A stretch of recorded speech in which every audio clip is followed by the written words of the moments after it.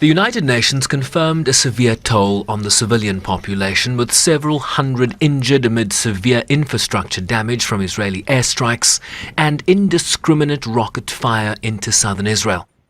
I condemn the indiscriminate launching of rockets from highly populated residential neighborhoods in Gaza into civilian populated centers in Israel, which puts at risk both Palestinian and Israeli civilians and violates international humanitarian law.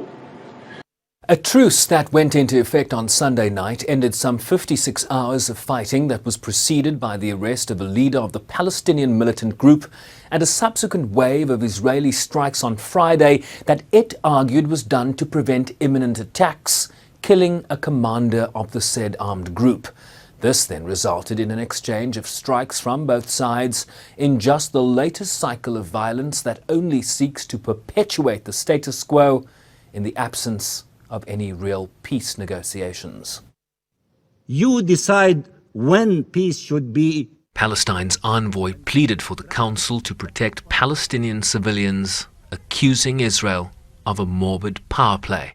How many more times will Israel get to justify bombing our people in Gaza until someone says enough is enough?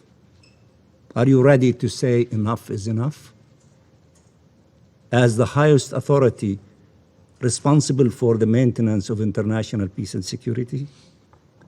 How many more years does it get to impose its inhumane blockade on 2 million people, half of them children? Israel's envoy told the Council that no other military had such a low collateral rate, pointing the finger at what he called a murderous terrorist organization for using human shields and for misfiring rockets that didn't make it out of Gaza, while accusing the UN of double standards. Israel had to defend itself. We took action solely to protect our civilians and defend our country.